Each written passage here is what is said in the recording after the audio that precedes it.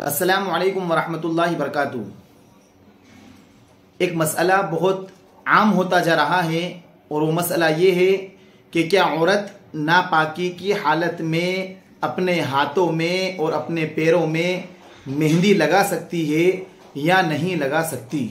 ये मसला आवाम के दरमियान काफ़ी मशहूर है और ख़वातीन के दरमियान, औरतों के दरमियान भी ये मसला बहुत मशहूर है।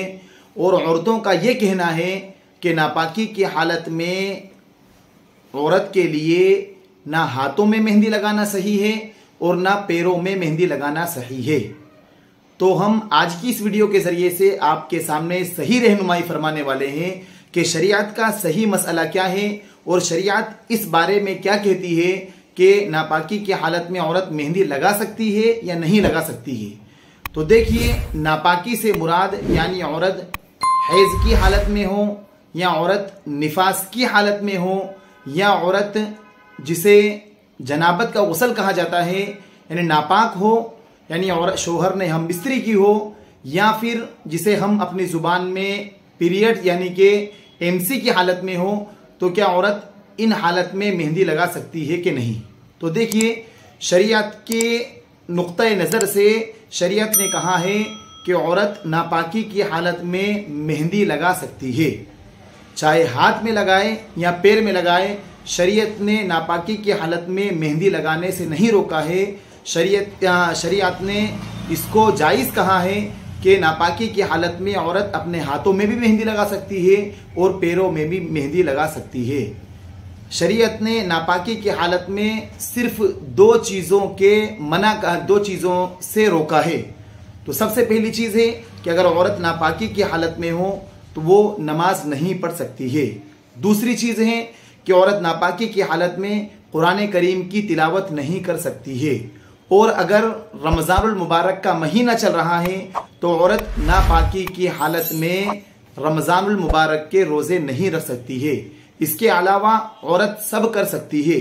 ये मसला जो औरतों के दरमियान, औरतों के जहन में जो आया है कि नापाकी की हालत में औरत मेहंदी नहीं लगा सकती, वो इसलिए कि बाज़ औरतें ये समझती है कि नापाकी की हालत में मेहंदी लगाने से इसलिए मना करती हैं वो कि जो औरत नापाक होती है, जो हैज़ की हालत में होती हैं, वो ये समझती हैं कि इनका पूरा बदन नापाक है, तो लिहाजा इनके हाथ भी नापाक हो गए और पैर भी नापाक हो गए, तो लिहाजा नापाक हाथ और नापाक पैरों पर मेहंदी लगाना सही नहीं है।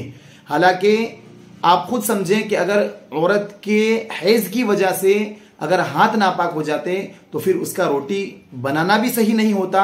जिस हाथ से वो रोटी बना रही है और उन हाथों से उसका रोटी खाना भी सही नहीं होता। हालांकि अगर औरत नापाकी की हालत में हो तो सिर्फ उसको शरीयत ने दो चीज़ों से यानी कुरान करीम पढ़ने से और नमाज पढ़ने से मना फरमाया है, इसलिए कि उसका पूरा बदन नापाक नहीं है, उसके बदन पर कोई नजासत नहीं लगी हुई है, बल्कि ये नापाकी ऐसी है कि वो जो ख़ास इबादतें हैं, नमाज और रोज़ा और इसी तरीके से कुरान करीम की तिलावत, इन चीज़ों से मना किया गया है। अब इसके अलावा औरत तमाम काम कर सकती है। बाज़ औरतें ये भी समझती हैं कि औरत जब नापाक होती है तो उसकी ज़ुबान भी नापाक हो जाती है, इसीलिए वो कलमा नहीं पढ़ती, अल्लाह का नाम नहीं लेती। हालांकि शरीयत में ऐसा कुछ भी नहीं है। जो औरत नापाकी की हालत में हो वो कलिमा पढ़ सकती हैं, दुरूद शरीफ पढ़ सकती हैं, अल्लाह ताला का जिक्र कर सकती हैं, और जो कुरान करीम की दुआएं हैं जो दुआओं में मांगी जाती है, जैसे रब्बना आतिना फिद दुनिया हसना व फिल आखिरति हसना व क़िना अज़ाबन नार, ये दुआ में भी मांगी जाती हैं और ये कुरान करीम की आयत है। इसी तरीके से जब हम सफ़र में निकलते हैं तो सुबहान अल्लज़ी सख्खर लना, ये दुआ पढ़ते हैं, ये कुरान करीम की आयत है। तो लिहाजा दुआ की मद्देनज़र रखते हुए, दुआ के तौर पर हम कुरान करीम की आयत भी औरत नापाकी की हालत में पढ़ सकती है। तो इसलिए हम आज इस मसले को अच्छी तरीके से समझ लें कि औरत नापाकी की हालत में हाथ और पैर में मेहंदी लगा सकती हैं।